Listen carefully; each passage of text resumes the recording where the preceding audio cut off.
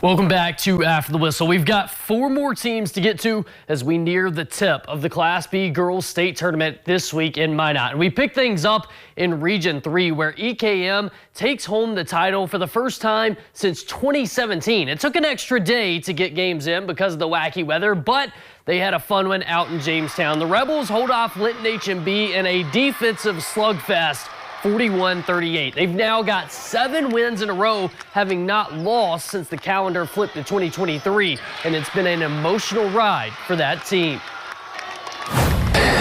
When the clock hit 0, I almost didn't believe it hit 0. And so I won't lie, the emotion just got the best of me. I think I've slept 2 hours a night for the last, I don't know, for 2 weeks, 3 weeks. And so I'm not gonna lie, part of the emotion might have just been I'm exhausted.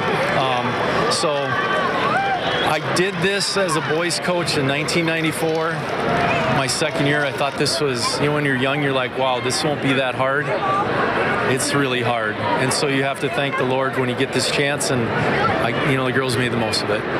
Well, looking at the tournament profile for EKM, they're sitting at 19-5 going into the B. As a co-op, they have only appeared at state once back in 2017. Before that, you have to go back to 1993 to find a state tournament appearance for any of the individual schools.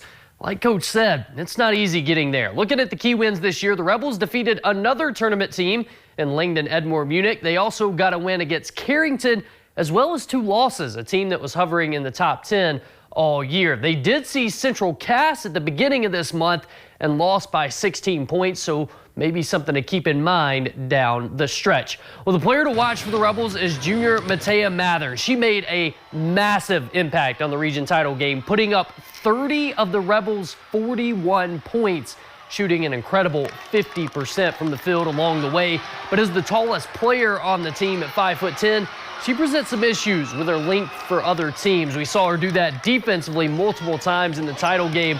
She also opens up a lot of spacing for other players on the court, which is something they're going to need Mather to do in Minot this week. Her coach said when it came to the region title game, he told her just to go out there and play basketball. And obviously she did that at a high level this week.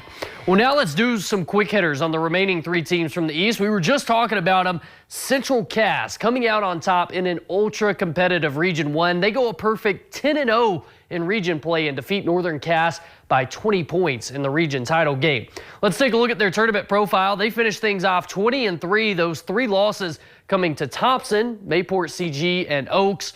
The Squirrels, no strangers to the big stage, making it to state 3 of the last 4 seasons. They did miss out on a trip last year. They're still looking for that first state title. Maybe, just maybe, this is the year for the Squirrels.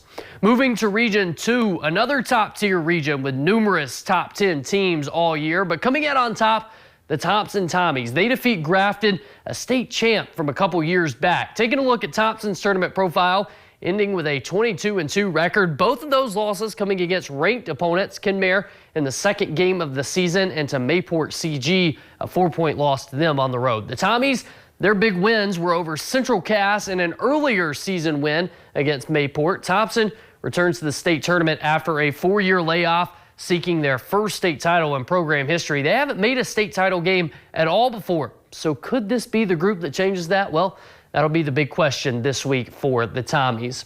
And finally, to Region 4, one that saw another top seed take a region title, the Langdon area Edmore Munich Cardinals, defeating North Prairie by 10 points in the regional championship out in Devil's Lake. Taking a look at their tournament profile, 19-5 the record, but they've caught fire down the stretch, winning their last 16 games.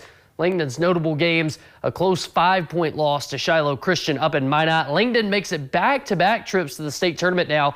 They last won a state title in 2020, not too long ago. They were the only team to win a title that year due to the other state tournaments being canceled, if you remember that, due to COVID.